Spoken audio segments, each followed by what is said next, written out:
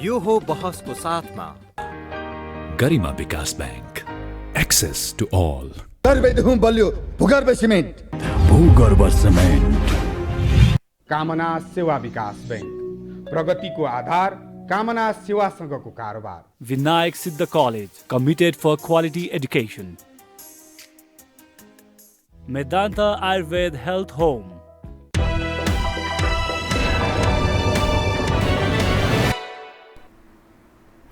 नमस्कार, यो बसमा म यहाँहरूलाई हार्दिक स्वागत गर्दछु। जीवराम भण्डारी। आज यहाँहरू सामुन्ने उपस्थित हुनुहुन्छ प्राध्यापक पी खरेल। उहाँ वरिष्ठ पत्रकार हुनुहुन्छ। 28 वर्ष झन्नै त्रिभुवन विश्वविद्यालयमा पत्रकारिता प्राध्यापन उहाँले गर्नुभयो।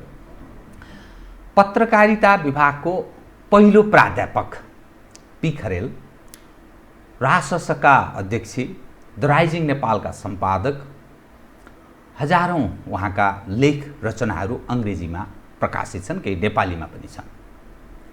उहाँसँग आज उहाँ एउटा परराष्ट्र मामिलामा राम्रो ज्ञान राख्ने वरिष्ठ पत्रकार पनि हुनुहुन्छ।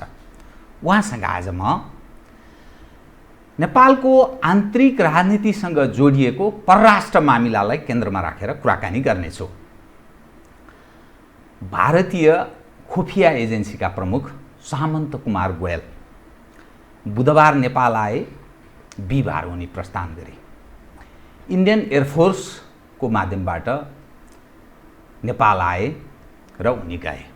ठुलो चर्चा र बहस नेपालमा यसकारण भयो, यो रको प्रमुख अर्थात् र भन्ने जो संस्था छ, एसियामा एउटा बदनाम संस्था छ, किनभने यसले विषय धेरै क्षेत्रमा बिगारेको छ। खास गरी नेपालको सन्दर्भमा यसले राजनीतिक विरुद्ध प्रशासनिक र सुरक्षा संयन्त्रका मानिसहरूलाई दुरुपयोग गरेर नेपालको राजनीतिमा निरन्तर उथल पुथल गर्ने काम गर्छ।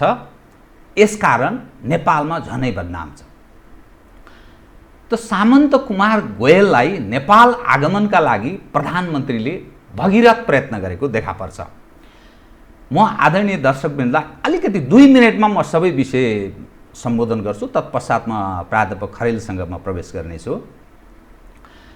नेपालको खुफिया एजेन्सी अर्थात् राष्ट्रिय अनुसन्धान विभागका प्रमुख गणेश प्रसाद अधिकारी प्रधानमन्त्री ओलीको निर्देशनमा 2 पटक दिल्ली, एक पटक औपचारिक, अर्को पटक परिवारसहित अनौपचारिक त्यहाँ जानुभएको, त्यहाँ गएर सारा चाँजो पाँजो मिलाइएको र योभन्दा पहिले उहाँले प्रयास गरेको भनेको राजदूत मार्फत केही कुरा गर्ने भारतसँग, विभिन्न राजनीतिक दलका नेपाली संयन्त्र मार्फत कुरा गर्ने र कतिपय परराष्ट्र सचिव या परराष्ट्र मन्त्री मार्फत र स्वयं आफैले पनि पटक पटक भारतसँग कुराकानी गर्न चाहेको।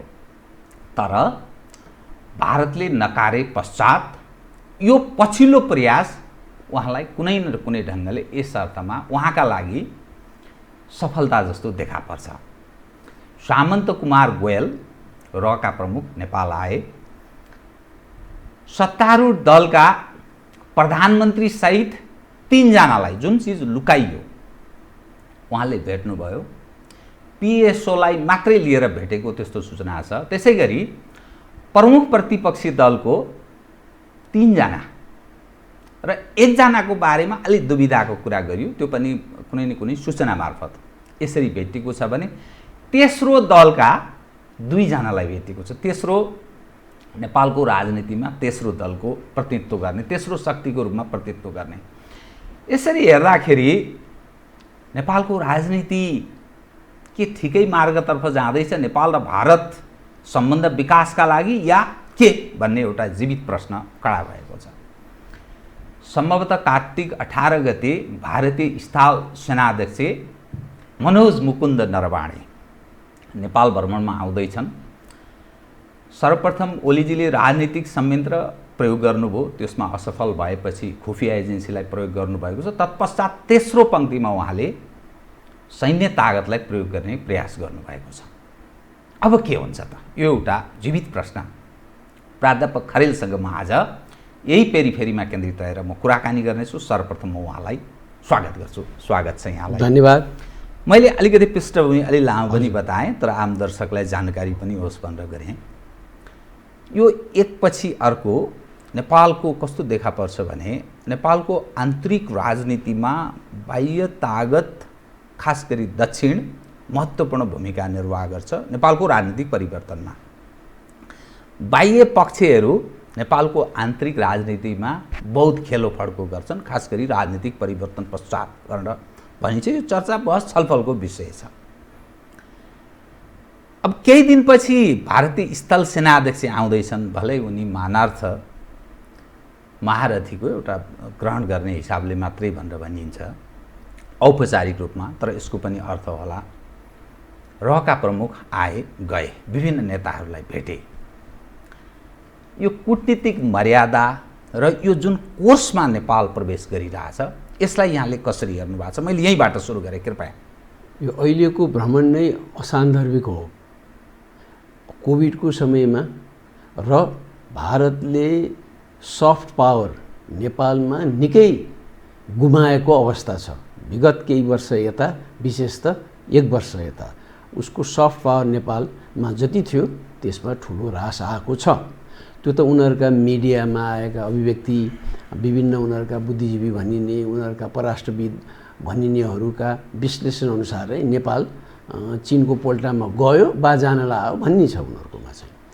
चीनको पोल्टामा गयो या जान लाग्यो भन्ने उनीहरूको बुझाइ विश्लेषण। उनीहरूले त भन्दै आएको त 10 वर्ष जति भयो, तर विगत 2-2.5 वर्ष यता चाहिँ बढी नै चर्को स्वर निकाल्न थालेका छन्। अब यो अवस्थामा रको चिफ नेपालमा आउनुमै धेरै ठुलो कुरो नहुन सक्छ। तर अब कोभिडको समयमा प्रधानमन्त्री आफैले भेट दिँदाखेरि यसको नकारात्मक सन्देश जान्छ। अब भेट्न त अब हलदारलाई नै भेटे हुन्छ नि। अब भेट कसैले माग्यो म दिन्छु भन्दाखेरि त मिल्छ। नेपालमा पनि ठुला नेताले मात्र प्रधानमन्त्रीसित भेट्नुपर्छ भन्ने छैन। सामान्य एउटा नागरिकले भेट्न गयो भने किन नभेट्ने भन्ने हुन्छ। जस्टिफाई त जसरी पनि गर्न मिल्छ। तर यस्तो क्रुसियल अवस्था, क्रुसियल भने चाहिँ कोभिडको समयमा अरूले भेट्ने भयो भने भेट्न मनाइ छ त्यहाँ चाहिँ अधिकांश। उहाँ दलकै नेताहरूले भेट्न चाहे पनि त्यहाँ बाधा अड्चन देखिन्छ, गुनासो गरिरहेको देखिन्छ। त्यस्तो अवस्थामा मेसेज त अरू किसिमले पनि पास हुन्छ नि। आजकलको समयमा कम्युनिकेसन हुनलाई के इन पर्सन कम्युनिकेसन हुनुपर्छ भन्ने छँदै छैन। उहाँ बालबालिकालाई, सानो नानीहरूलाई त उहाँ भर्चुअल एजुकेसन भनेर गइरहेको टाइममा भेट्नुपर्छ र त्यो रको र इन्डियाको सरकारी अधिकारीहरूले नेपालीहरूलाई सन्देश दिए हो। हाम्रो हैसियत देख्यो भन्नु खोजे हो पहिला चाहिँ हैसियत। र यो समाचार कुनै न कुनै रूपले बाहिर आउँथ्यो। त्यो गोप्य राख्न चाहेकै होइन रहले। उसको हैसियत देखाउनलाई नै उसले बाहिर जान गराइहाल्थ्यो। जानै यसमा शङ्कै छैन यसमा। अब मैले चाहिँ पहिला अब एउटा रेकी गर्ने जस्तो हो नि त। चिफ अफ आर्मी स्टाफ भारतको नेपाल आउने पूर्व सन्ध्यामा उनीहरूकै मान्छे आउलान् भन्ने, तैपनि रहको पनि आउन सक्छ एउटा रेकी गर्ने जस्तो भन्ठान्थे। तर यो हदमा र प्रधानमन्त्री स्वयंले मात्र होइन, विभिन्न दलका नेताहरूले नै उनलाई भेट्नुको मतलब लुकी फेरि खण्डन गरेका छन्। पहिलो भेट्नै हुँदैन थियो यसमा, किन यसको नकारात्मक सन्देश जान्छ एक। दोस्रो होइन भन्ने। अनि त्यो होइन किनभने स्टेटमेन्ट नै जारी भएको छ। यो किन लुकाउन किन खोजियो? लज्जाबोध यिनीहरूको पहिला जे यिनीहरू विरुद्ध आरोप थियो त्यो चाहिँ अब पुष्टि भयो। अब उनीहरू लज्जाबोध भयो। पहिला नै उनीहरूले भेटेकै हुन्। भेट्न नहुने समयमा पनि भेटे, प्रोटोकल मिलेन भन्दाखेरि पुष्पकमल दाहालले भने हुन् नि पहिला 7 चोटि मैले त्यहाँ गएकै हुँ, पछिल्लो पटक चाहिँ आम्बुसमा परेँ भने हुन् नि त। अब भारतीय राजदूत पहिला त्यहाँ बालुवाटार जो प्रधानमन्त्री छ उनको टाइममा त्यसै उहाँ बिहान ब्रेकफास्ट खाने आफ्नो डाइनिङ रुममा गा जस्तै ठाने हुन्थ्यो। त्यही कायम छ भन्ने एउटा सन्देश गयो अहिले चाहिँ। अब योभन्दा अगाडि पनि भारतीय मन्त्रीहरू आउँदाखेरि पूर्व प्रधानमन्त्रीहरू लाम लाएर जान्थे, विभिन्न होटलमा भेट्न जान्थे। र अहिले पनि नेपालीहरूलाई तिम्रो हैसियत देख्यो, तिम्रो नेतृत्व लिने राजनीतिज्ञहरू म कहाँ आउँछन्, हाम्रा रहको चिफलाई भेट्न आउँछन् भनेर हाम्रो खुफिया एजेन्सीको प्रमुख उहाँ भारतमा गए को भेट्न आउँछ, सचिव पनि आउँदैन भेट्नलाई उनलाई चाहिँ। भने स्थिति यति नाजुक भयो कि मैले केही समय अगाडि मात्र त्यो 50 वर्ष अगाडिको नेपाल भनेर राइजी नेपालमा सानो एउटा न्युज दिनी गरेको छ दैनिकी। एउटामा सोभियत राजदूतले परराष्ट्र मन्त्री यदुनाथ खनाललाई भेट्नुभयो भन्न आएको छ। त्यो बेलाको सुपर पावर सोभियत युनियन, अहिलेको चिनको भन्दा उसको प्रभुत्व त्यस बेला बढी थियो। त्यस मुलुकको राजदूत नेपालको परराष्ट्र मन्त्री परराष्ट्र सचिवलाई भेट्न गए। त्यो यदुनाथ खनाल मात्र भन्न होइन, त्यो नेपालको परराष्ट्र सचिव भनेर गएको हो। अब अहिले त सचिवलाई कुनै विदेशी राजदूतले भेट्या त समाचारै सुन्न पाइँदैन। बरु कुनै दिन आयो भने कृपया यहाँले प्रसार गरिदिनुहोस्, पहिलोपटक उहाँ फलानु राजदूतले फलानु महत्त्वपूर्ण राष्ट्रको राजदूतले भेट्नुभयो भनेर त्यो हालतमा गइसक्यो नेपालको परराष्ट्र नीतिको नतिजा।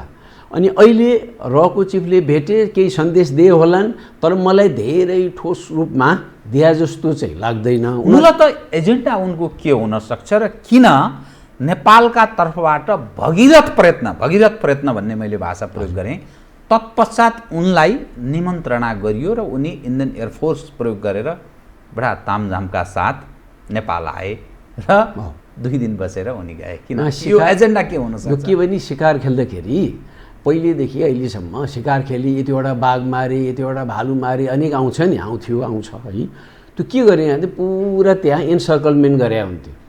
अनि बाघ कहाँ छ भनेपछि यहाँनिर छ भनेपछि एन्सर्कल, अनि बिस्तार बाघ आउँथ्यो। त्यहाँबाट बोको खसी केही राखिदियो, त्यहाँ खाना आएन त्यही बेला हानिदिन्थे होइन। अनि यति शिकार, यसपालि 4वटा बाघ मारियो भन्थे, भारतमा पनि नेपालमा पनि विभिन्न ठाउँमा। यहाँ पनि त्यो स्थिति बनाइएको हो।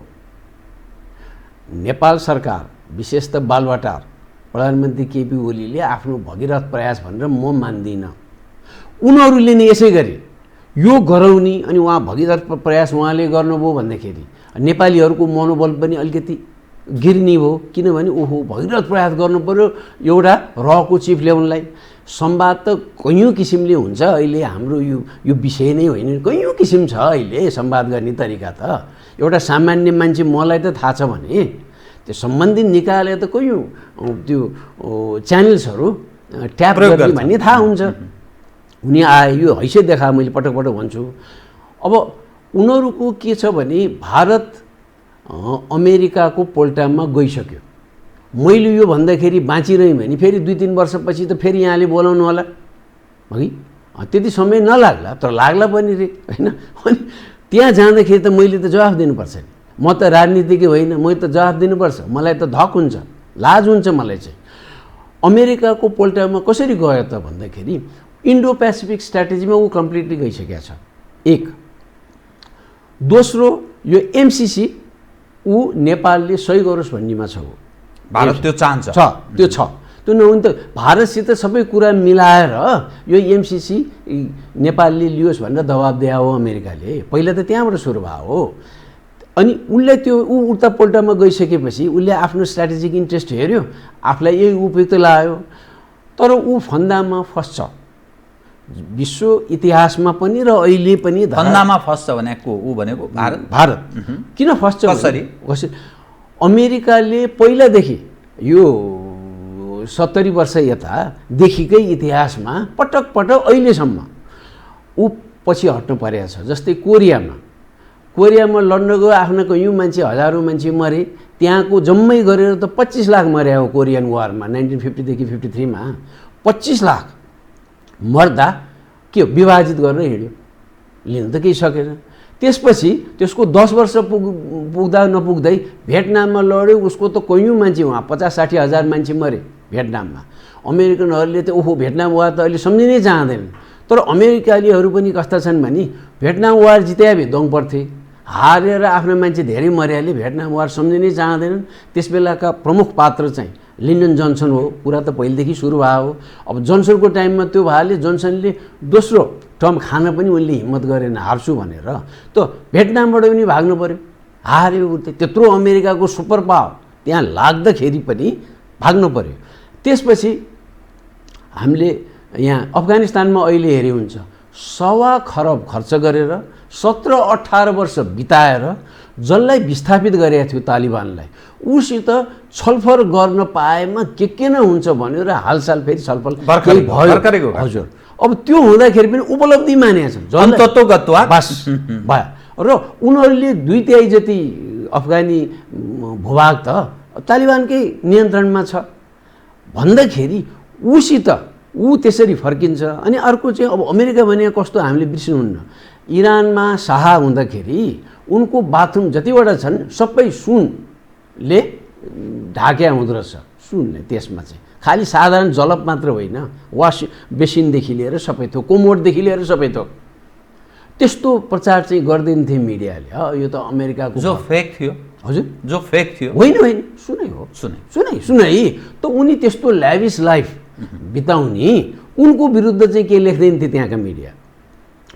अब अमेरिकाको भरपर्दो मित्र भने पछि त्यहाँ आन्दोलन हुँदाखेरि त उनी त त्यहाँ निर्वाचन हुँदाखेरि उसले केही विशेष प्रयास चाहिँ गर्न सकेन, उसले मिलिटरीली सकेन उसले चाहिँ। अमेरिकाको त्यो हो है भन्दाखेरि ठाउँ ठाउँमा यस्तो इतिहास हुँदै अनि अब इराकमा जाँदाखेरि कसरी जान्छ त हामीले हेर्नुपर्छ। यो अमेरिका यस्तो धेरै नेपाली त कहाँ घुम्न जान्छस् भन्दाखेरि त अमेरिका भन्छन् पहिलो प्राथमिकता। तँ पनि कहाँ घुम्छस् त इन्डोनेसिया जान चाहन्छस् कि मलेसिया जान चाहन्छस् कि अमेरिका घुम्नलाई भने अमेरिका भन्छु म पनि। त त्यसको मतलब ऊ भरपर्दो मित्र होइन। भरपर्दो मित्र किन होइन भने र भरपर्दो सुपर पावर पनि होइन। इराकमा दोस्रो इराक वारको समयमा त्यहाँ न्युक्लियर वेपन छ, यो त ब्यान गरे वेपन्स भन्यो, धेरैले छैन भने अनि रेकर्डमै छ। मैले नै राइजिङ नेपालमा यो सानो मुलुकको सानो अखबार उनीहरूले त के थाहा पाउने, यहाँको एम्बेसीले त पक्कै पढेको छ है, केही लेख त पठाएर छ, पछि विकिलिक्सले आयो नि त होइन, पी खरेलको लेख यो पठाएर छ भनेर पठाएर छ। ती नै मैले चाहिँ छैन न्युक्लियर वेपन्स भनेको थिएँ विभिन्न कन्टेन्टहरू हेरे आधारमा है। त्यो त अन्तर्राष्ट्रिय सूचना च्यानल्सहरूबाट प्रभावित हो, यो त सार्वजनिक रूपमै भएको सूचनालाई आधार बनाएर पछि हुँदै नभएको न्युक्लियर वेपन्स उसले देखेर गयो रहेछ, हुँदै नभएको न्युक्लियर वेपन्स। अनि हामीले त रेजिम चेन्ज गर्यो भन्यो रातारात भने, राजिममा त्यहाँ डिक्टेटरसिप हटाइदियो मात्र भन्यो। त्यसैमा बसेर सुरुका महिनाहरूमा 5 लाखदेखि 10 लाख इराकीहरू मरे, त्यसमा 95% जति चाहिँ सिभिलियन हुन् भनेर मैले भने होइन। त्यो भने त कसले, मभन्दा गोरा मभन्दा अग्ला र अधिकांश निला आँखा भाले भने, पश्चिमाहरूले भने, पश्चिमा ह्युमन राइट्स एजेन्सिजहरूले भनेर यसै साल 2 महिना पनि भएको छैन हामी इन्भेस्टिगेसन गर्छौँ, जेनोसाइड भयो जस्तो छ त्यहाँ, हामी अमेरिका जान्छौँ भन्दाखेरि पर्सना नन ग्राटा भनेर ट्रम्पले, अमेरिकी प्रेसिडेन्ट डोनाल्ड ट्रम्पले तिनीहरू यहाँ आए पनि थुनिदिनु भनेर आदेश दिए। अनि उनीहरू उतै बसे। त्यस्तो छ। अब त्यसपछि युरोपियनहरू पनि कस्ता छन् भने नेपाललाई भए भए एड रोकिदिने, अरू मुलुकलाई भयो भने इकोनोमिक स्याङ्सन लाउने, अमेरिकातिर त आँखा तेर्स्याउने हुत्ती नै छैन उनीहरूको। यो परिप्रेक्ष्यमा अब नेपाल अलिकति चुक्यो भने क्रीडास्थल पर्छ, युद्ध क्रीडास्थल। भारत आइपिएसमा जानुको पछाडिको मूल कारण र नेपाल सन्दर्भसँग जोड्दा र अर्को छिमेकी देश चीनसँग पनि उसको सम्बन्ध बिग्रेको छ। अमेरिका र चीन बीच पनि बडा अप्ठ्यारो स्थिति छ। अनि नेपाल अलिक अप्ठ्यारो यसकारण छ कि भारतसँग अब देखिँदाखेरि सीमाको समस्या छ, संवादहीनताको स्थिति छ, तर सारा दृश्य हेर्दा हर चिज भइरहेको छ। यो अलि दुविधाको जस्तो स्थिति देखिन्छ। विश्लेषण कसरी गर्नु यो विषयलाई कसरी हेर्ने? पहिला चाहिँ भारतले दक्षिण एसियामै आफ्नो प्रभुत्व घट्दै गएको महसुस गर्यो। अनि कसरी प्रभुत्व जमाउने, अब फेरि नै पुनर्स्थापना कसरी गर्ने भन्दाखेरि चीनको प्रभुत्व बढ्दै हुने भयो। त्यसमाथि बिआरआईको कारणले पनि विभिन्न अब रोड नेटवर्क बन्ने भयो, रोड पनि सी रुट्स पनि बन्ने भए। अनि पाकिस्तानको प्रोफाइल बढेको छ। यो त माने पनि नमानी बढिसक्यो उसको प्रोफाइल। किन बढ्यो भने चीन र उनीहरूको मित्रता बढी गाढा हुँदै गएको छ। त्यो ग्वादर पोर्टले गरेर मात्र होइन, ठुलो विशाल पोर्टको कारणले मात्र होइन, त्यही भएर जाँदैछ। त्यसमा चाहिँ काश्मीर भएर बाटो जाँदैछ, पाकिस्तानपट्टिको काश्मीर, त्यहाँबाट बाटो जाँदैछ, त्यहाँबाट बाटो बिहार आएको बाटो जाँदाखेरि इन्डियाले के हो भने त्यो त रेकग्निसन दिए जस्तो भयो, उसले त त्यो हाम्रो हो भनिरहेछ है। हुन त त्यो काश्मीर न उसको हो न उसको, यो त युनाइटेड नेसनले रेफरेन्डम गर्नुपर्छ भने हो कि। अनि एउटा त्यो प्रभुत्व घट्यो। दोस्रो उसको चाहिँ कमजोरी के हो भने उसको गलत विश्लेषण हो। यो कुनै राष्ट्रलाई गलत विश्लेषण गर्यो तेरो के हैसियत भन्ला भन्ने मलाई अलिकति धक छ, तर सानोले पनि कहिले कहिले नयाँ आइडिया निकाल्न सक्छ। उसले किन सक्दैन भनेदेखि उसले विचार गर्यो कि चीनले न्यू खोज्यो भने सारा पश्चिममा त धेरै वर्ल्डका ठुला मेजर इकोनोमिजहरू छन्। फ्रान्स भयो, जर्मनी भयो, जर्मनी त युरोपको सबभन्दा लार्जेस्ट इकोनोमी भयो, बेलायत भयो हैन, यस्ता छन्। त्यसपछि अस्ट्रेलिया, जापान उनीहरूको साथमा यो भएपछि उसलाई स्याङ्सन लाउँछौँ, उसलाई अवरोध खडा गर्छौँ, उसको इकोनोमीमा असर पार्छौँ, ऊ खुम्चिन्छ आफ्नै मुलुकभित्र। ऊ खुम्च्यो भने भारत दक्षिण एसियामा स्ट्रङ हुन्छ। पश्चिमालाई पनि चीनलाई एउटा काउन्टर ब्यालेन्स गर्नलाई भारत रहन्छ। भारतलाई सधैँ डेमोक्रेसी भनिरहेको हुन्छ उनीहरूले। त्यो भनेको त्यो आशामा भारत गएको। अनि यदि चीन खुम्च्यो भने उसलाई सम्भावना बढाइदिएछ युनाइटेड नेसन्सको सेक्युरिटी काउन्सिलमा पर्मानेन्ट मेम्बर बनाउने। र भारतलाई चाहिँ के भएको छ भने आफ्नै छिमेकीसँग त राम्रो सम्बन्ध छैन, त्यसै सेक्युरिटी काउन्सिलको मेम्बर भनेर ल्याटिन अमेरिकनहरू पनि कराउँछ, त्यहाँ पनि बढाइदिउँला भनेर पश्चिमाले भनेका छन्, जस्तै ब्राजिल हुनसक्छ भन्ने। अब अहिले त के छ, सारा एसियाको लागि एउटै भिटो पावर युनाइटेड नेसन्समा एउटै छ। ल्याटिन अमेरिकाको त रिप्रेजेन्टेटिभै छैन, अफ्रिकामा को पनि छँदै छैन। युरोप र अमेरिका, हामी रुसलाई पनि युरोपै मान्ने हो हैन। यहाँ एसिया पेसिफिक भन्दाखेरि त रसिया काउन्ट हुँदैन भने उसलाई त युरोपियन भन्ने हो। भन्दाखेरि जम्मा एउटा त्यस्तो अन्याय चाहिँ त्यहाँ भएको छ। अनि उसलाई त्यो लोभ देखाइदिएछ युनाइटेड नेसन्स सेक्युरिटी काउन्सिलमा अन्तत्व गर्दा तिमीलाई लैजाउँला। सुरक्षा परिषदको स्थायी समिति सदस्य बन्ने दिशातर्फ ऊ प्रयासमा छ। अनि उसलाई आशा देखाइदियो, उसले कोसिस गरे त कयौँ भयो। तर बेलायतीहरूले, बेलायतका पहिलाका परराष्ट्र मन्त्रीहरूले 4 साल मात्र लेखेका छन्, भारतको डिप्लोमेसीको कन्डक्ट ठिक नभएरै उसले गुमाएको हो, नत्र पहिला हुन सक्थ्यो भनेर लेखेका छन् उनीहरूले। अब उनीहरूलाई किन हामीले महत्त्व दिनु पर्छ? चीन बाधक हुन सक्दैन यस्तो। यसकारण मैले भनेको हो, जब ऊ आइपिएस अन्तर्गत जान्छ यसको अर्थ अमेरिकी पल्टोमा रहन्छ। स्थायी समिति, सुरक्षा परिषद स्थायी समिति सदस्य चीन यथावत छँदैछ, अरू देशहरू पनि छन्। त्यसमा उसले भिटो प्रयोग गर्न सक्ने सम्भावना र यसले के रहन्छ? होइन, त्यो रहन सक्छ। उसले अब यहाँ अहिले धेरै व्याख्या नगरे यसो होला भन्ने तर्क धेरै छ, जुन चीनले दिनुपर्ने स्थिति आउन सक्छ। एउटा त इकोनोमिकली च्यापेपछि त दिन सक्नुपर्ने स्थिति आउँछ नि। इकोनोमिकली च्यापेपछि अधिकांश उसले चाहिँ युरोपियन मेजर इकोनोमिजहरू उसको साथमा हुने, इन्डिया पनि उसको साथमा हुने, यतिको राष्ट्र भइसकेपछि उसले ओइल रिच कन्ट्रिजहरू वेस्ट एसियामा पनि मिलाउने भन्ने उनीहरूले त्यो प्रलोभन देखाए, जुन धरातलीय स्थिति चाहिँ होइन। त्यहाँ चुनौतीहरू धेरै आउँछन्, एउटा त्यही नै हो, एउटा भिटो। दोस्रो डरलाग्दो भारतकै लागि पनि के छ भने अमेरिकाले कहाँ लड्यो, आफ्नोभन्दा 7 समुद्र पार कोरियामा लड्यो, भाग्यो फर्क्यो, भियतनामबाट लड्यो, भाग्यो फर्क्यो, अफगानिस्तानमा लड्यो, फर्किँदैछ। इराकमा पनि उसले खोजेअनुसारको स्थिति भएन। सद्दाम हुसेनलाई फालेपछि धेरै जसो मेजर त्यो ओइलको कन्ट्र्याक्ट अमेरिकीहरूले पाए। उनीहरूले खर्च गरेर चाहिँ ब्याज स्याज सबै पाए उनीहरूले चाहिँ। तर त्यहाँ चाहिँ पुरा उसले भनेअनुसारको स्थिति बनेन त्यहाँ पनि। र वेस्ट एसियामा अरू ठाउँमा पनि जस्तै सिरियाको कुरा गरौँ, उसले प्रेरित मात्र गरे, तर एउटा मुकुण्ड अगाडि राख्ने गरेको छ। त्यहाँ चाहिँ फ्रान्सलाई अगाडि राख्दिने भने सिरियामा गयो आसाद भन्ने 3 वर्ष अगाडिको विभिन्न अखबारका फाइलहरू हेऱ्यो भने गयो यति मरे भनेर दिनदिनै बीबीसीले दिनदिनै आज यति मरे, टोटल यति भयो। हाम्रो यहाँ कोभिडको न्युज आयो जस्तो, आज सिरियामा यति मरे भनेर आउँथ्यो, टोटल यति भयो भनेर। तर आसाद टिक्यो, किन टिक्यो? रसिया अगाडि आयो, चीनको छाया त्यहाँ पुरा छ, सबलाई थाहा छ चीनले पुरा साथ दिएछ रसियालाई भनेर। अहिले त आसाद निर्धक्क भएर बसेका छ, अनि संवाद गर्नु पर्यो अहिले भनेर यिनीहरू हिँडेका छन्।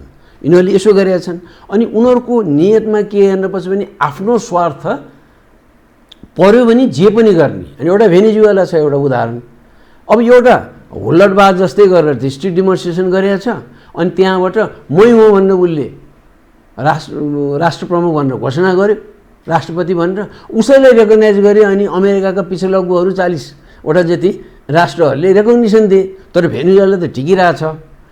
यहाँ चाहिँ पुष्पकमल दाहालले त पहिला उनको फर्ममा बोलेको थियो, जो अहिले बहालवाला छैन खासै चाहिँ, तर यिनीहरूको हुती नै छैन। पछि फेरि फिर्ता लिए त्यो कुरा।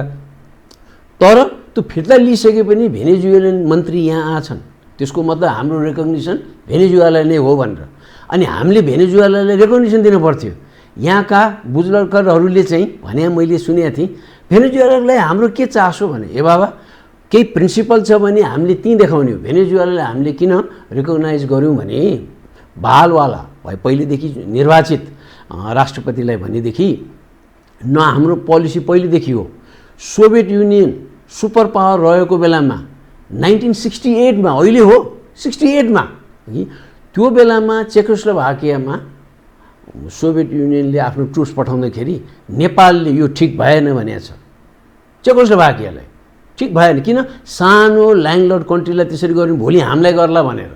अहिले भेनेजुएलालाई बोल्दाखेरि भोलि हामीलाई पर्दा नि बोल्न पाइन्छ नि, सिद्धान्त कायम बस गर्ने। एउटा त्यसो गर्यो उसले, बोलेकै हो त्यसरी। बङ्गलादेशमा लडाइँ हुने 1-1.5 महिना अगाडि लडाइँ हुने जस्तो भयो बङ्गलादेश पूर्व पाकिस्तान भारतको सहयोगमा स्वतन्त्र भएर बङ्गलादेश हुने 2-3 महिना अगाडि नै नेपालबाट चिठी गएको छ पाकिस्तानको राष्ट्राध्यक्ष र भारतको राष्ट्राध्यक्षलाई। हुबहु चिठी, सम्बोधन मात्र फरक भयो। गरेर युद्ध गर्नुहुन्न, शान्ति वार्ताबाटै गर्नुपर्छ, दुवै नन ल्यान्ड कन्ट्री हुन् भनेर गएको छ। त्यस किसिमको पत्र दिने अहिले हिम्मतै हैसियतै छैन। अनि यो भन्दाखेरि चाहिँ यो चाहिँ अलिकति राजावादी होला बा यो चाहिँ पञ्चायततिरै समर्थन गर्ला भनेर डराउनु पर्दैन। यो डराउने हो भने त त्यो बेलामा परराष्ट्रविद भएका, त्यो बेलामा मजाले दही तर सबै खाएका, भयभरका पोस्ट पाएका जो छन् उनीहरूले चाहिँ हेरे हुन्छ। उनीहरूले त बोल्दैनन्, बोल्नै सक्दैनन्। बोल्न त किन सक्दैन, बोल्ने मुखमा चाहिँ बुझो लाग्यो। अहिले 80 वर्ष नआएपछि पनि घाटमा जाने बेला भइसक्यो तै पनि नबोल्ने के थियो। फेरि यसमा हामीले किन कुरा जानेपछि नेपालको स्थिति किन यो हो, किन यसरी हुन गयो भन्दाखेरि रहेको एउटा चिफलाई सारा नेपाली मै हुँ भन्ने नेताहरू हामी आम नेपालीलाई भेट्न चाहँदैनन्, उनलाई किन दिए भन्ने सन्दर्भमा अघि मैले यदुनाथ खनाल सेक्रेटरी हुँदाखेरि त भेट्थेँ भन्दाखेरि जो पहिलाको को थिए परराष्ट्रविदहरू, अर्थशास्त्रीहरू को थिए भने जम्मै पञ्चायतकालीन नै नाम आउँछ, जम्मै नै। हामीले यादव प्रसाद पन्त, बद्री प्रसाद श्रेष्ठ यहाँ अहिलेका अर्थविदका गुरुहरू हुन् यिनीहरू, हगि उनीहरू छन्। भेषबहादुर थापा नै परराष्ट्रविद भने उहाँको परिचय त उहाँले पञ्चायतकालमै बनाए हो होइन। अब त्यसको ब्याज अहिलेसम्म आइरहेछ, उहाँको पनि भएन। हर्क गुरुङ भन्छन्, ओहो हर्क गुरुङ जियोग्राफर त्यत्रो भन्छन् होइन। उहाँ पनि के अरे प्लानिङ कमिसनमा हुनुहुन्थ्यो, उहाँ पनि मन्त्री पनि हुनुभयो, भेषबहादुर थापासँगै हुनुभयो उहाँ मन्त्री। त त्यस्ता व्यक्तिहरू त्यो बेला थिए र बन्यो। त्यो बेलाका राम्रा कुरा समेटेर बहुदलीय आचरण र संस्कार गतिलो बनाइदिए हामी धेरै माथि पुग्थ्यौँ, त्यो पुगेनौँ। अब भारतको कुरामा चाहिँ के छ भने अमेरिका भारतलाई किन यो प्रेरित गरिरहेछ र ऊ आइपिएस किन त्यहाँ प्रवेश गर्दैछ यसो, र यसले पार्ने इम्प्याक्ट खास गरी साउथ एसियामा र हाम्रो कन्सर्न चाहिँ हाम्रो देश नेपालमा यसको इम्प्याक्ट के पर्ने? एउटा एक्जाम पहिला चाहिँ म लेबनानबाट सुरु छु। लेबनानमा 70को दशकमा है ध्वस्त पारे। अनि पछि चाहिँ के ल्यायो भने त्यहाँ पश्चिमाहरू आएर मिलाएर स्पिकर, प्रेसिडेन्ट र प्राइम मिनिस्टर 3 धार्मिक समूहबाट, एउटा क्रिस्चियन हुने, एउटा सिया हुने, एउटा सुन्नी हुने भनेर बनायो। उनीहरूको नियत त्यस्ता हुन्छन्। यहाँ चाहिँ अहिले के आयो भने मैले अहिले भगिनी नि अमेरिका अन्य ठाउँमा गएर लडाउने र आजकल त उसको no boots on the ground भन्ने पोलिसी छ। सर्भर टेक्नै नपरोस्, अरूले लडिदिउन् भनेर। नेपाल टाढा भयो। अमेरिकामा त त्यो सेकेन्ड वर्ल्ड वारको टाइममा जापानले अट्याक गरे बाहेक कहिले अमेरिकालाई अट्याक गरेका थिएनन्। त्यसैले त उहाँ बिन लादेनको मान्छेहरूले चाहिँ उहाँ ट्विन टावरमा हिर्कायो भनेपछि उसलाई त्यहाँ 3000 मान्छे मारेको, उहाँ 10 लाख मान्छे त उसले अरू मारिदियो बाहिर गएर। त यहाँ आफूले अरूलाई प्रयोग गर्ने, भारतलाई प्रयोग गर्ने, भारत र चीन बीच सीमा विवाद रहँदै आएको छ।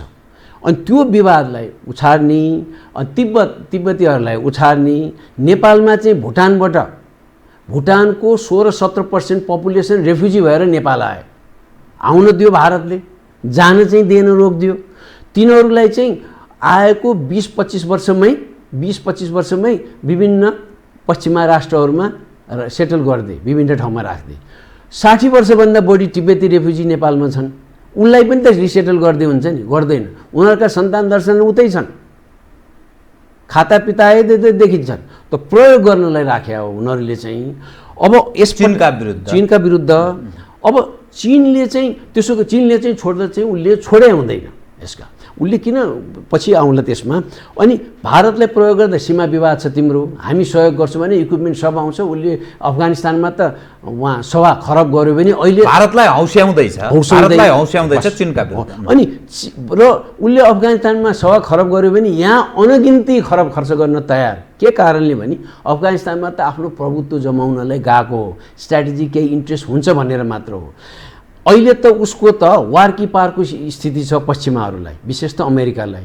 सेकेन्ड वर्ल्ड वार पछि जम्मै पश्चिमा एजेन्डा, अन्तर्राष्ट्रिय ट्रिटिजहरू, एग्रिमेन्ट्सहरू, रेगुलेसन्सहरू जे बन्छन् उनीहरूले डिफाइन गर्ने, उनीहरूले प्रस्ताव गर्ने, उनीहरूलाई विशेष नकारात्मक असर पर्यो भने त्यो पासै हुँदैन।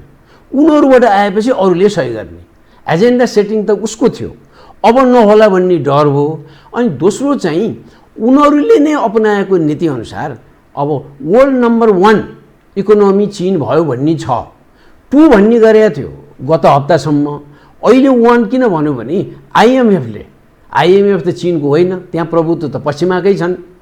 अनि आइएमएफले गत हप्ता मात्र यो कोरोना इयर भन्ने गरेको छु मैले चाहिँ 2020 मा कोरोनाको कारणले पनि अमेरिकाको इकोनोमिक स्लम्प गिर्यो, चीन माथि आयो। र चीनको चाहिँ अहिले मेजर इकोनोमिजमा पोजिटिभ ग्रोथ उसको मात्र छ। उसको हेऱ्यो हुन्छ बक्स अफिस रेकर्ड हलिउडको भन्दा 9 महिनामै उसले रेकर्ड बनाइदिइसक्यो। आजसम्मको रेकर्ड हलिउडको जति थियो भनेपछि त्यहाँ सामान्यकरण भयो भनेर। अमेरिकाको जति जनसङ्ख्या छ त्यसको झन्डै आधा त डोमेस्टिक टुरिस्टहरू यसपालि घुमेर टुरिज्ममै बढाइदिए चीनमा चाहिँ। इत्यादि कारणले उसको इकोनोमी त भयो। अनि उसले सामान्यकरण गर्दैछ। अनि भारतले चाहिँ केमा हेऱ्यो भनेदेखि उसको सहयोगमा म भोलि एउटा नभए मेजर पावर साँच्चीकै हुन्छु भन्ने अमेरिकी सहयोगमा। अनि अमेरिकाले सहयोग गर्यो भने त अमेरिकाले जे बोल्यो अब त्यो बेलायत, फ्रान्स, जर्मनीले त त्यही बोल्छन् नि। अनि त्यसपछि उसलाई साथ दिनलाई क्वाड भन्ने एउटा ग्रुपिङ गर्यो। त्यो क्वाडमा चाहिँ अस्ट्रेलिया, जापान, अमेरिका र इन्डिया। अब अमेरिकाको विदेशीहरूमा सबैभन्दा भक्तहरू भने जापान र अस्ट्रेलिया हो। फ्रान्स, बेलायत होइनन्, भक्तहरू हुन् तर महाभक्त चाहिँ यिनीहरू दुईटा हुन्। कारण के छ भने अस्ट्रेलियाले जहिले पनि आफू एसिया पेसिफिक रिजनमा भए पनि त्यहाँका सत्तामा रहनेहरू उनीहरू चाहिँ युरोपतिरै अमेरिकातिरै हेर्छन्, उनीहरूको मन उतै छ। एउटा उनीहरूको हिस्ट्री पनि त्यसै गरी छ। दोस्रो जापानको चाहिँ सेकेन्ड वर्ल्ड वार पछि यो पुरा अमेरिकामा उसले खरबको इन्भेस्टमेन्ट गरेका छन् उनीहरूले चाहिँ, जापानिजहरूले र जापानिज गभर्मेन्टले। र एउटा चाहिँ उदाहरण के आयो भने केही वर्ष मात्र एसियन इन्फ्रास्ट्रक्चर इन्भेस्टमेन्ट ब्याङ्क चीनले फ्लोट गर्यो। हामी अब स्थापना गर्ने भयौँ, आउनुहोस् भन्यो उसले। वर्ल्ड ब्याङ्कलाई काउन्टर होला भनेर अमेरिकाले नजाऊ भनेर घोषणै गर्यो। बेलायत आयो तर फाउन्डर मेम्बर भन्नलाई नेपाल पनि गयो है, इन्डिया पनि लास्ट मोमेन्टमा गयो, जापान गएन। त्यति भक्त हो त एउटा। दोस्रो अस्ट्रेलियाको 40% ट्रेड चीनसित हुन्छ। लार्जेस्ट ट्रेडिङ पार्टनर अस्ट्रेलियाको अमेरिका होइन। तर अस्ति नि हामी इन्भेस्टमेन्ट त्यहाँबाट चीनबाट विथड्र गर्नुपर्छ, कोभिड यहीँबाट सुरु हो भनेर ट्रम्पले भनेपछि उसले त्यही घोषणा गर्यो। त्यो घोषणा गरेपछि चीनले तेरो कोल पनि लिन्न, तेरो खाद्य पदार्थ पनि अहिले लिन्न भनेर उनीहरूका फ्याक्ट्री मार्फत भनाउन ला। अहिले वार्ता गर्नु पर्यो भनेर मधुरो स्वरमा अस्ट्रेलियनहरू भनिरहेछन्।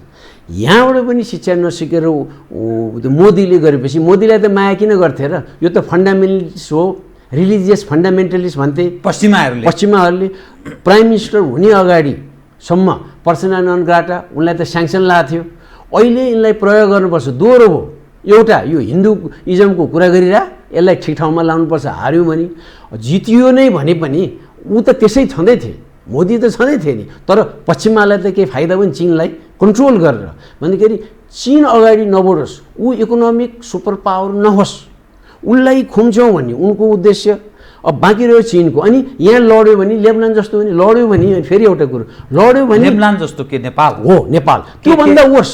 त्योभन्दा हजुर के कारणले भनेदेखि उनीहरूको लडाइँ अहिले पहिला इन्डियासित खचपच कहाँ भएको छ कि नेपालको पूर्वतिर कि नेपालको पश्चिमतिर, दोकलाममा हो अहिलेलाई यो हो।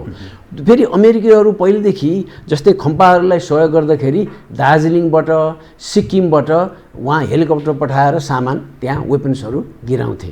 अरू उनीहरू कुन हदसम्म यो जम्मै एलाउड थिएन। यहाँ स्विचाटारमा हेलिप्याड बनाएर यहाँबाट खाद्य पदार्थ हामी उत्तरी एरियामा एयर ड्रप गर्ने हो भनेर वेपन्स त्यहाँ ड्रप गरे। हुँदा रेड क्रसको फ्ल्याग प्रयोग गरेर पनि दुरुपयोग गरेर त्यहाँ खसाले। उनीहरू त्यस्तासम्म त्यो हदसम्म जान्छन्। त्यो हदसम्म गएपछि मैले भने इरान साथ त्यत्रो उनीहरूको सम्बन्ध हुँदा पछि छोडिदिए उनीहरूले। अब यहाँ पनि चिनले चाहिँ अब के गर्छ त भने चिन पनि भरपर्दो चाहिँ होइन। खालि हाम्रो चाहिँ धेरै जसो इन्टरेक्सन ट्रेड इत्यादि बाटोको सहजताको कारणले भारतसित धेरै भयो। उनीहरूको लाभको धन्दामा छ चिन हो, हाम्रो स्वार्थभन्दा पनि उसको आफ्नो स्वार्थलाई पूर्ण रूपमा। के कारणले भनेदेखि एउटा चाहिँ अरू हेर्नै पर्दैन। यो 46 सालको आन्दोलनमा नेपालीहरूले नै गरे आन्दोलन त उसले बोल्नुहुन्न, सोभरेन कन्ट्री हो, छिमेकी राष्ट्र, उसले उदाहरण पनि दिनुपर्छ, हस्तक्षेप गर्नुहुन्न भनेर। तर भारतीय नेताहरू यहाँ आएर ठाडो उनीहरूको हस्तक्षेप छ, उहीँबाट मान्छे ल्याएर भित्र घुसाएर हैन हाम्रो तराईको पारिपट्टिबाट मान्छे यहाँ 10,000 ट्रकमा ल्याएर काठमाडौँमा उतारे, त्यसको विरुद्ध त उसले बोले हुन्थ्यो नि। त्यो पनि भइगयो।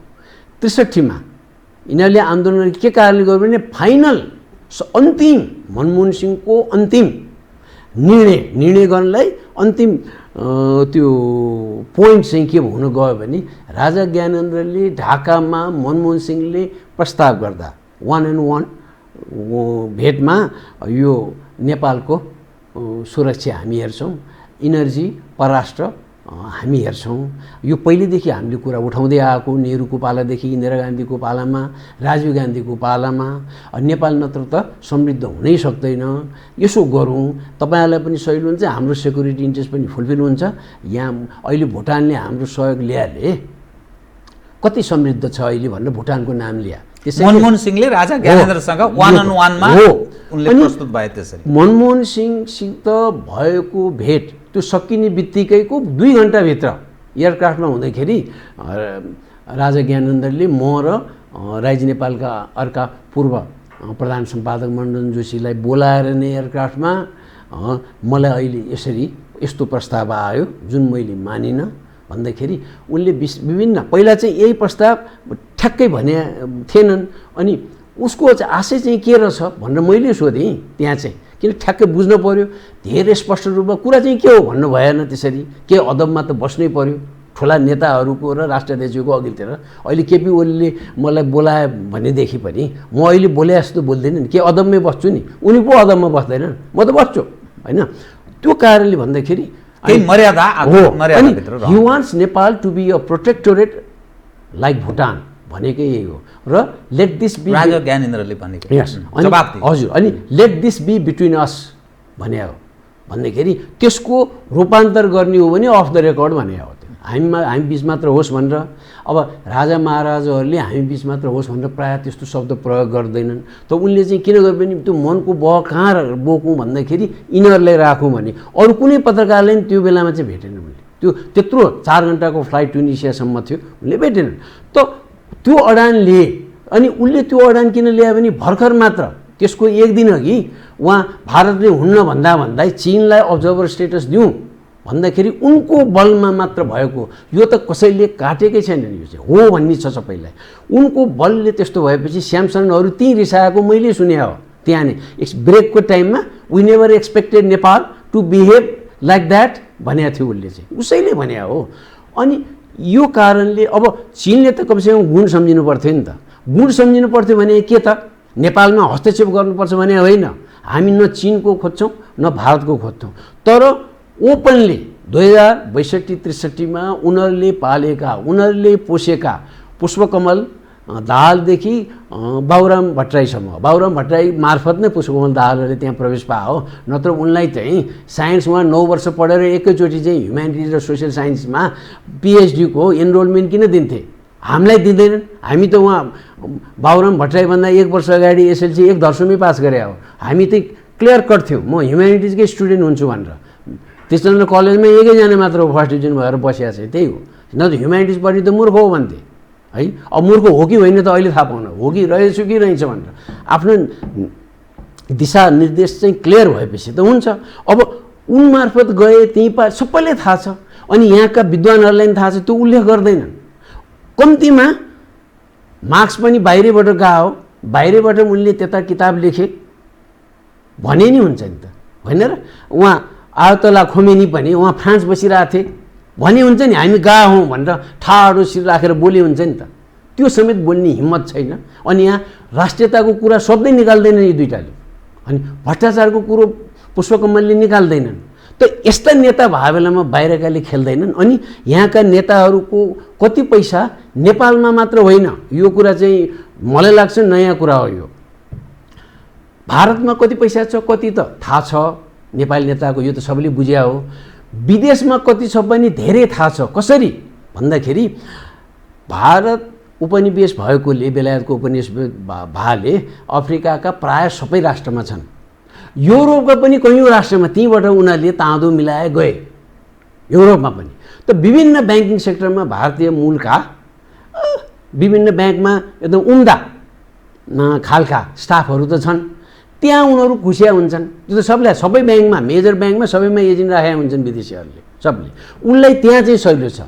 विदेशीहरू भन्दाखेरि चाहिँ यो गोराछाला, हाम्रो भाषामा त गोराछाला, उनीहरूमा प्रवेश गर्न गाह्रो होला उसलाई। त भारतीय मूलकालाई उसले त्यहाँ प्रवेश गराउँछ, अनि त्यहाँबाट को छन् नेपाली नेताको भन्ने सबै थाहा छ उसलाई चाहिँ, अर्थात् सूचना छ, सबै छ। अनि त्यो चाहिँ उसले लिक गरिदिन्छ। यिनीहरूलाई डर यो, र नेपाली नेताहरूमा चाहिँ सुरा र सुन्दरी प्रयोग गरे, 51 सालपछि अनेक बिजोग गरे भन्ने छ नि, यो सबभन्दा बिजोग गर्नेमा चाहिँ नेपाली कङ्ग्रेस हो, दोस्रो एमाले त्यो बेलाको, तेस्रो राप्रपा। राप्रपा त अरूले दिए गयो, अहिले नै यहाँ मयौँ भन्नेलाई पनि अरूले त्यहाँ प्रलोभन देखाएर अघिल्तिर सेवा पुर्यायो भने जान सक्छन् नि। त्यो त कमजोरी भएर त। अनि हनी ट्र्याप भनेर उनीहरूले, हनी ट्र्याप भन्ने एउटा शब्दै राखेका छन् खुफिया एजेन्सी र डिप्लोमेसीमा। नेपालमा पनि महेन्द्रको टाइममा एउटा दक्षिण एसियाली परराष्ट्र मन्त्री एकदम पढे लेखेका सबै थियो, बेलुका खोइ आई वान्ट अ वुमन छैन भनेर भनेको थियो। भन्दाखेरि यो मान्छेको कमजोरी यो हो भनेर सबलाई थाहा रहेछ अब दरबारलाई। त्यहाँबाट अब त्यहाँ त त्यसै पठाउनु भएन, रूप पनि हुनु पर्यो, फेस फिगर सबै हुनु पर्यो, सोफिस्टिकेसन हुनु पर्यो, होइन? कस्तो पेय लिने हो त्यो पनि सर्भ गर्न जान्न पर्यो, अङ्ग्रेजीमा राम्ररी बोल्न जानु पर्यो। उनीहरूले छनौट गरेर त्यो सेवा दिएको छ। यो नौलो होइन, यो मुलुकको लागि सेवा दिए भन्ने छ। सबभन्दा बढी विश्वमा प्रयोग गर्ने खुफिया एजेन्सीले आफैले चाहिँ इजरायल हो, नत्र त कसरी जाने भने यो ठुलो कमजोरी हो भन्ने छ। उनीहरूले प्रयोग सुन्दरी तर सुन्दरी यस्तो चाहिँ छ तिलना हो, त यसरी प्रयोग गरे हुन्छ। अब यहाँकाले पनि प्रयोग गरे छ भन्ने छ। यहाँ पनि नेपाली नेताहरूलाई विभिन्न ओकेजनमा नेपालभित्रै र नेपाल बाहिरै त्यो कमजोरी उनीहरूलाई छ। अनि त्यो कुनै पनि बेला एक्सपोज हुन सक्छ, पुँजी पनि एक्सपोज हुन सक्छ, सुरा र सुन्दरीहरूको प्रयोग पनि एक्सपोज हुन सक्छ। अनि यो किनभने यो त मलाई पहिलेदेखि थाहा थियो, सन्दर्भ पनि आएन।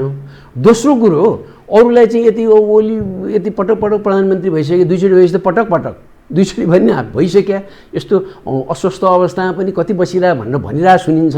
शेरबहादुर देउबा 4 चोटि भइसक्यो, कतिचोटि आशा गरिरहेको ज्योतिषीको घरमा बसिरह भनेर भनिन्छ भनेदेखि म पनि त उमेर भइसक्यो, माया गरेर पो मलाई बुढा भन्छन्, पछाडि उमेर हेऱ्यो भने त वृद्ध भन्छन्, रिसायो भने वृद्ध भन्छन्। भनेपछि यस्ता कुरा ल्याउनुपर्छ बाहिर निष्पक्ष यहाँले जुन। अनि यस्तो प्रयोग गरेर भारतले यो प्रयोग गर्ने नेताहरूलाई त्यसैले रहेको डेपुटी आए पनि भेट्छन् यिनीहरूले। र डरलाग्दो स्थिति चाहिँ के आयो भने भेटेपछि भेट्छु भनेको थियो किन नभेट्ने, म कहाँ आएको, म गएको होइन, म कस्ता कस्तालाई भेट्छु, कति पत्रकार भारतीयलाई भेट्छु, म कहाँ आउँछु भने भेट्या हो भने भए त्यतिसम्म बुद्धि पनि रहेनछ। एक लुकाउन चाहे, यस्ता पटक पटक प्रधानमन्त्री भएर लुकाउन चाहन्छन् भने यस्तालाई हाम्रो मुलुक दिने।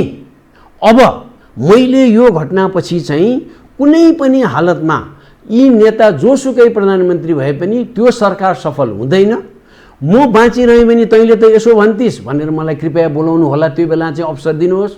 मरिभरि धिक्कार्नु होला, मलाई चाहिँ धिक्कार्नु होला म, किनभने यस्ता नेता जो आए पनि अब सफल हुँदैनन्। यिनीहरूको नेतृत्वमा सरकार बन्यो भने म योभन्दा अगाडि अस्तिसम्म पनि कहाँ आशा यिनीहरूमा केही गर्छन् कि केही न केही अब यत्रो क्रिटिसिजम आयो गर्लान् कि भन्ने आशा यो ऊ भन्ने छैन, गर्लान् कि उनीहरू कहिले यिनीहरू सुध्रिँदैनन्। अब जति ढिला गयो, ढिला कि चाँडो 2-4 वर्ष म्याक्सिमम लाग्ला, नत्र 2-4 महिनाका कुरा हुन्। आन्दोलन हुन्छ। अब मान्छेलाई आशै भएन। अनि दोस्रो कुरो, जहाँ अपर्च्युनिटी कम छ त्यो अपर्च्युनिटी कम भएपछि वितृष्णा यति जाग्छ कि, जस्तै मानिलियो म चाहिँ विलक्षण प्रतिभाको मान्छे छु, 1 क्लासदेखि मास्टरसम्म सधैँ टप गरिरहे, बाबुराम भट्टराई जस्तो साइन्समा आइएससीमा बोर्ड फर्स्ट भए, एसएलसीमा बोर्ड फर्स्ट भए, 75% ल्याएको। हुन त अहिले वर्षको 22,000 देखि 25,000 नेपालीले 80% ल्याउँछन् अहिले है 10 क्लास पास गर्दाखेरि। अब त्यस्तो भए पनि मैले अवसर पाउन्न, किन कुनै दलमा म आबद्ध नभइकन पाउँदै नपाउने पनि अवस्था हुन्छ। यस्तो पनि स्वतन्त्रलाई अवसर छैन। अनि अधिकांश नेपाली त स्वतन्त्रै हो। उनीहरूले बढाई चढाई दाबी गरेर आइजे त पनि मेम्बर हो भनेमा दाबी गरे त 8 लाख छ, जबकि हाम्रो त 8 लाख विद्रोहको सम्भावना तपाईँ देख्नुहुन्छ। त्यसकारणले किनभने एकदमै दलभन्दा बाहिर रहेका मानिसहरूलाई अवसर छैन। अब अरूलाई अब अवसर, हिजो अस्तिसम्म त्यो बाहिर आउँदैमा युवाहरूले विभिन्न भाषण गरेको, विभिन्न युट्युबमा छाएको देख्थे। सशक्त छ मान्छे चाहिँ यो सरकारप्रति दलप्रति चाहिँ वितृष्णा, त्यो उनीहरूले जगजाहेर छ उनीहरूको वितृष्णा भन्ने चाहिँ लागेको थियो। तर अब यिनीहरूले मौका पाउन सक्छन् सङ्गठित भयो भने, नभए अर्को फोर्स आउँछ। यस्तैमा कहिले कहिले थर्ड फोर्स आयो भने डरलाग्दो हुन्छ। फेरि विदेशीले अर्कोलाई खेलाउला, अर्कोलाई त्यहाँ मुकुण्डो लाएर पठाइदिएला। यहाँ त के छ भने खसीको टाउको रूपमा कुनै पहाडिया राखिदिन्छ, जस्तै बाबुराम भट्टराई जस्तो। खसीको टाउको भने बाबुराम भट्टराई, एजेन्डा चाहिँ तल कुकुरको मासु जस्तो चाहिँ एजेन्डा अरूको कुकुरको ल्याइदिन्छ।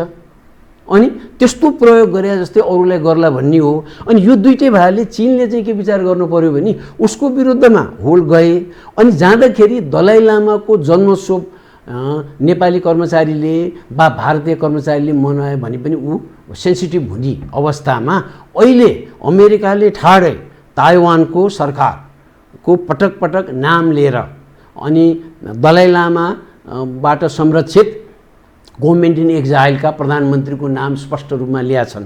र भारतमा यो विगत 50औं वर्षदेखि मैले नै अब्जर्भ गरिरहेको छु, हाम्रै दलकाले हेरे हुन्छ उहाँ रको समर्थन पाले, यहाँका नेताहरूको काम मजाले उहाँ खुब गतिविधि भइरहेछ, नेपालमा प्रजातन्त्र छैन, यहाँ छैन आउँथ्यो न्युज। तर यो किन आयो भनेदेखि उनीहरूको क्रेडिबिलिटी बिचमा त गौम्यो। अब अहिले के भनिरहेको छ भने ताइवान कुरा गरिरहेछन् भारतीय टिभी च्यानल हेऱ्यो भने, भारतीय हिन्दुस्तान टाइम्स विशेष त हेऱ्यो भने कहिले कहिले अन्त पनि आउँछ, कहिले कहिले एउटा दुईवटा न्युज स्टेट्समेन्टमा कहिले कहिले पानियरमा आइरहेको देख्छु। तर हिन्दुस्तान टाइम्स हेरी हुन्छ। र उनीहरूका फाउन्डेसनहरू मार्फत लेखिएका लेखहरूमा ताइवानलाई रेकगनाइज गर्नुपर्छ, तिब्बतको कार्ड हामीले प्रयोग गर्नुपर्छ, तिब्बत कार्डै भनेको छ। यस्तो भनेको अवस्थामा चीन चाहिँ कुनै पनि हालतमा आफू चाहिँ पराजित हुँदैन। ऊ न्युक्लियर वेपनको रूपमा उसको 10-12वटा पृथ्वी, यस्तो अवस्थामा नेपाल जस्तो देश रणभूमिमा परिणत हुन सक्छ भने राइट। अब म यहाँसँग नि एक विषय महत्त्वपूर्ण विषय उठान गर्छु। सामन्त कुमार गोयल नेपाल आए, ओलीले पटक पटक प्रयास चाहिँ के गरे देखिन्छ भने विगतमा भारत स्थित नेपाली राजदूतलाई त्यहाँको परराष्ट्र साउथ ब्लकसँग सम्पर्क गरेर एउटा अनुकूल अवस्था सिर्जना गरौँ न, कालापानी लिपुलकी लिम्पियाधुरा सीमाको म्याटरमा भन्ने त्यो प्रयास गरेको। तत्पश्चात नेपालका विभिन्न राजनीतिक पक्षका मानिस नेताहरूलाई पनि प्रयोग गर्ने प्रयास गरेको, उनीहरूले खास महत्त्व नदिएको, पटक पटक प्रेस नोट पनि जारी भएको, वार्ता संवादहीनताको स्थिति रहेको। अब एकपछि अर्को विकास हुँदै जाँदा परराष्ट्र सचिव परराष्ट्र मन्त्री यावत उनको प्रयास देखिन्छ, तर खासै त्यति महत्त्व दिएको जस्तो देखिँदैन थियो। तर नेपालका इन्टेलिजेन्सका चिफ पटक पटक गए, उनले नेपाल आउनका लागि उनलाई अनुरोध गरे, उनी आए, यहाँ सारा भेटे, उनी फर्केर गए। अब के धारणा बनाएर गए होला। अब भारतीय स्थल सेनाध्यक्ष नरवणे फेरि नेपाल आउँदैछ। नेपालमा नरेन्द्र मोदी जब प्रधानमन्त्री भए तत्पश्चात नेपालमा राजनीति टु राजनीति, संवाद सम्पर्क त्यो ढङ्गले अघि बढ्यो। विगतमा जो खुफिया एजेन्सीहरू र प्रशासनिक संयन्त्रले नेपालको राजनीतिलाई ड्राइभ गरिदियो, खास गरी 46 पछि भन्ने जो दृष्टिकोण राखिन्थ्यो, तत्पश्चात अलिक परिवर्तित भयो है भन्ने जो दृष्टिकोण मानिस बनाउन थालेका थिए। अब राजनीतिबाट प्रशासनिक या खुफियाको जिम्मा भारतले लगाइदियो। नरेन्द्र मोदी त्यो बाट पछि हटेको जस्तो दृश्य हो यो। मलाई चाहिँ हो जस्तो लाग्दैन। उनी पश्चिममा कोही पल्टमा गयो भनिहालेँ अघि, उनीहरू त्यसमा त सजग छन् के पोलिसी यो डिसेमिनेट गर्ने भन्नेमा। संवादहीन त सधैँको लागि हुनै सक्दैन। सबैभन्दा लोएस्ट पोइन्टबाट सुरु गरे हो, नत्र अस्ति नै यहाँबाट पहिलेदेखि उनीहरूकै प्रेरणाबाट यहाँबाट जन्मोत्सवमा हाम्रो प्रधानमन्त्रीले बधाई दिएको थियो नि त। उनले इच्छा नगरिकन यिनले दिन पाउँछ। भारतीय स्वतन्त्रता दिवस स्वतन्त्रता दिवस है, उनले अस्ति इन्डिपेन्डेन्स डेमा है। अनि त्यो किनभने उसको इच्छा भयो, अनि यहाँबाट वातावरण बनाइदिए, अनि यहाँबाट आयो। न त उनले त्यसै गरेमा भेट्यो होला नि त, के अरे सम्पर्क भएको त होइन नि। त्यही बेलामा नै उनीहरूले चाहेको भए हाम्रो संवाद हुनुपर्छ, केही मिसअन्डरस्ट्यान्डिङ भावी भने हुन्थ्यो नि, त्यो पनि भनेको थिएन। तर कुनै न कुनै दिन एउटा संवाद त हुनुपर्छ। लोएस्ट पोइन्टबाट सुरु गर्न लाग्यो हो अहिले। यसलाई त लन्ठाइरहन्छन्। अनि हामी नबिर्स्यौँ, फेरि बढी महत्त्व मात्रै दिन्न। जस्तै निलाम्बर आचार्यले के खान दिने, उनीहरूकै ओकेमा यिनी उहाँ हाम्रो एमिडेन्ट पर्सन्स ग्रुपको मेम्बर भए हुन् है। एन केन हिँड्नलाई नै गाह्रो हुने मान्छेले त्यहाँ राजदूत त्यत्रो महत्त्वपूर्ण पद लिएका हुन्। अब उनीहरूले चाह्यो भने हुन्छ, उनीहरूले चाह्यो भने अघि मैले सिकारकै कुरा गरे जस्तै कहाँ राखिदिने यो भनेर।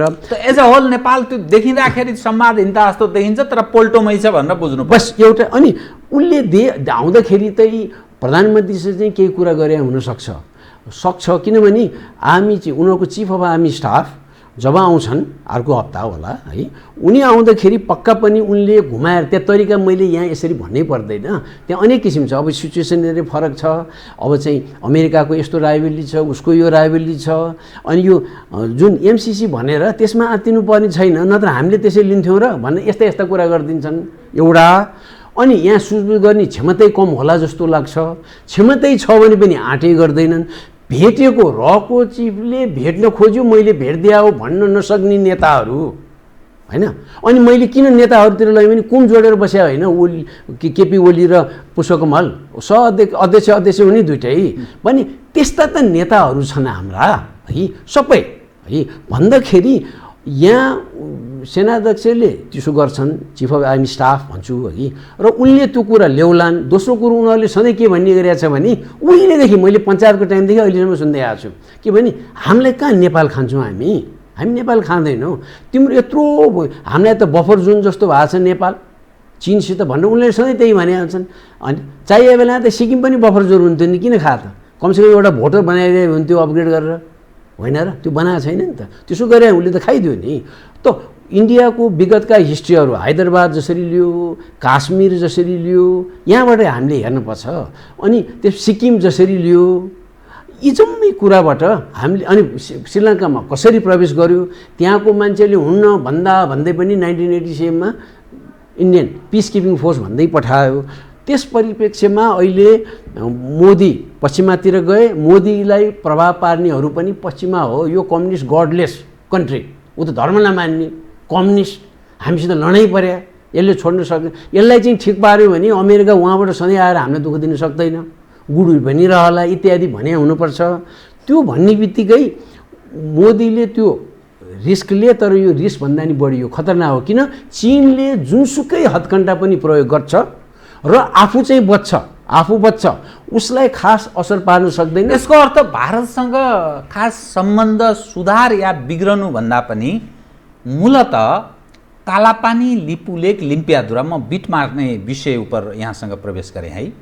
कालापानी लिपुलेक लिम्पियाधुरा जो भारतीय कब्जामा छ, 372 वर्ग किलोमिटर भन्दा बढी, सुस्तासहित अरू पनि 70-71 स्थानमा त्यस्तो छ। त यो एजेन्डा के त ओली अर्थात् यो कम्युनिस्टको सरकारले छोड्छ, काङ्ग्रेस मौन रहन्छ र भोलि चुनावमा, किनभने 2 वर्षपछि त चुनावमा जानुपर्छ, चुनावमा जाँदा यही एजेन्डामा जाने स्थिति रहन्छ, यिनीहरू जाँदा अनि जनताले रिकग्नाइज गर्छन्, के हुन्छ त? पहिला चाहिँ भारतकै प्रेसरमा त्यो टेक्स्ट बुक तयार गरिसकेका टेक्स्ट बुक पनि बान्न छोडेन, रोके। भारतको प्रेसरमा हो त्यो, हामीले बुझ्यौँ नि यति गल्दो रहेछ ऊ, होइन? भने आयो भने त नि अब अहिले त मलाई त गाह्रो हुन्छ, म त इलेक्टेड प्राइम मिनिस्टर हुँ म पनि, होइन?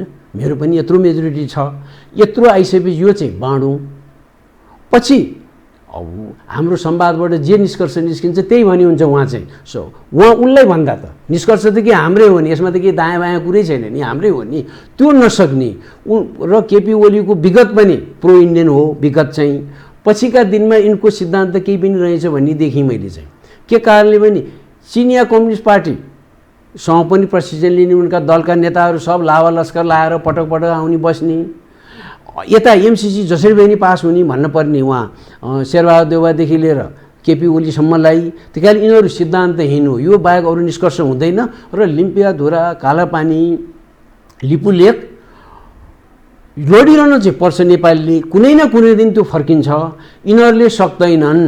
र मलाई चाहिँ जनतामा चाहिँ के भन्न जान्छ? जनतामा हामी प्रयास गर्दैछौँ भन्न एउटा केही यसो भएको जस्तो छलफल हो, केही भन्दैलाई यिनलाई यदि भ्रम सिर्जना गर्ने, भारतले उसलाई सहयोग गर्नु छ भने भ्रम सिर्जना गर्नलाई त्यो लाग्ला, त्यो बाहेक अरू होइन। जस्तै पहिला पञ्चायतकै टाइममा चुनाव लड्ने बेला भारतले जहाँ जहाँ बाटो बनायो त्यहाँ चाहिँ काम त्यसलाई दिन्थ्यो, कुल्लीको काम, जसले चाहिँ उसले भन्या मान्छेलाई राष्ट्र पञ्चायतको लागि चुनावमा जिताउनलाई उसले प्रयोग गर्थ्यो। त त्यस्तै प्रयोग गर्न सक्छ। आउँदैन केपी ओलीले अर्को 10 वर्ष 15 वर्ष आउँदैन। र म गलत भए पनि म खुसीका साथ मैले गल्ती गरेँ, तर खुसीका साथ सेलिब्रेट गर्छु, म गल्ती भएकोमा म सेलिब्रेट गर्छु, आउँदैन भन्छु। कसले चाहिँ आउँछ भनेर यहाँ बोलाउनुहोस् भन्यो भने उसैको भरमा उसको भरमा परे हुन्छ, नत्र पनि आउँदैन। एउटा गरेको जस्तो यसमा छलफल के को छ, हाम्रो चाहिँ सबलाई थाहा छ यसमा छलफल भनेर लन्ठ्याएर नि हामीले बोल्दाखेरि के भन्छन् यिनीहरू भन्दाखेरि के हो, हामीले बुझेको छैनौँ भनेर निर्णय दिन्छ। उहाँ सर्वोच्चमा गयो भने त कचोटि यहाँ चाहिँ वकिल साहब अलिक छिटो गर्नु छ भने हुन्छ, यहाँ 5 जना वकिललाई हामी छिटो गर्नु सुनिसक्यो, अर्को भने हुन्छ यहाँ बेन्चबाट सम्मानीयले, होइन? आउँछ भनेदेखि उसले लन्ठ्याउँछ, यो सकेको हुँदैन। यिनको सम्बन्ध चाहिँ एकपछि अर्को भारतसँग कुनै बिग्रेको छैन, यो देखावटी मात्रै ड्रामा जस्तो देखिन्छ। चिनियाले पनि त्यो बुझिया छ, बुझ्न चाहिँ उसले त्यो दे पनि अरू त्यहाँ चाहिँ नेकपा भित्र त जम्मै प्रो इन्डियन त छैनन्, एउटा कुरो जम्मै प्रो चाइनिज पनि छैनन्, विभाजित छन्। अनि त्यो प्रशिक्षण दिएर हाम्रो पनि केही फुटहोल छ त्यहाँ भन्ने उसले त्यो प्रभाव उसले सबै कुरा बुझिया छ। यिनीहरू भर पर्दा छैनन्, आखिरी पऱ्यो भने उतै जान्छन्। जस्तै बाबुराम भट्टराईलाई युरोपियन युनियनको मान्छे हुनु नि, तर आखिरी पऱ्यो भने चाहिँ भारतले भने मान्छन्, पऱ्यो भने चाहिँ त्यहाँ क्लास अफ इन्ट्रेस्ट पऱ्यो भने जस्तै यिनले सक्दैनन्। र मैले अघि नै भनिसकेँ नि, एउटा चाहिँ सानो हैसियत भएको मान्छेले नै म गल्ती साबित भयो भने यहाँ आएर माफी पनि माग्ने, सेलिब्रेट पनि गर्ने, लिम्पुवा यिनीहरूकोबाट हातबाट आउँदैन, नयाँ आयो हो। अनि यहाँ भन्छन् कुनै यहाँ चाहिँ लाल बुज्जकहरू चाहिँ के भारतसित लड्ने भने छ, हाम्रो कुरा विभिन्न मञ्चमा उठाउन सक्छु। मञ्च भने के हो, मसित आउनु मै सिकाइदिन्छु, सायद तिमीहरूलाई आउला, आउँदैन भने म सिकाइदिन्छु। विभिन्न अन्तर्राष्ट्रिय मञ्चहरू विभिन्न छन्, हामीले त्यसरी जानुपर्छ। अनि त्यो युद्धमा दुईटाको पऱ्यो भने हामी किन केटा जस्तो उसलाई लड्छ। र यो एउटा कुरा मैले पहिला पनि एकपटक भने जस्तो लाग्छ, मद्रासभन्दा काश्मीरबाट मद्रासभन्दा काठमाडौँ नजिक छ, लद्दाखमा लडाइँ भने पनि यहाँ नजिक हुन्छ।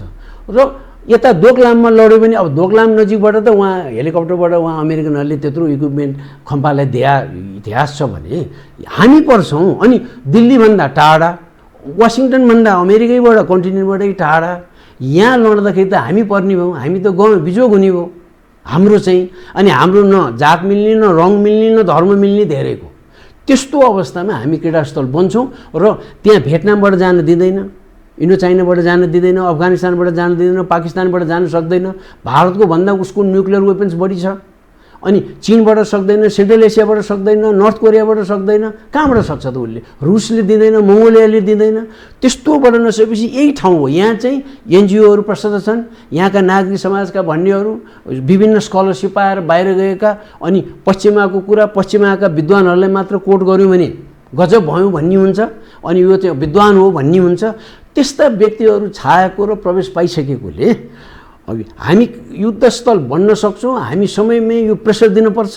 यो प्रेसर दिन सकेनौँ भने हाम्रो स्थिति साह्रै नै नाजुक हुन्छ, बहुत खतरनाक अवस्थामा हामी एकदम प्रवेश साह्रै, गर्दैछौँ भन्ने साह्रै। अर्थ। हस्, केही विषयहरू उठान गर्न चाहन्थे, कार्यक्रममा आइदिनु भयो, धन्यवाद छ है यहाँलाई। धन्यवाद धन्यवाद।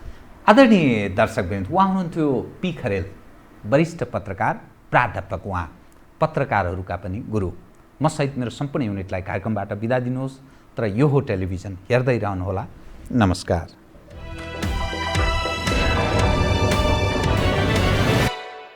यो हो बहसको साथमा गरिमा विकास बैंक, एक्सेस टु ऑल।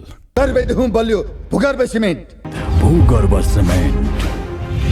कामना सेवा विकास बैंक, प्रगतिको आधार कामना सेवासँगको कारोबार। Vinayak Siddha College, committed for quality education. Medanta Ayurved Health Home,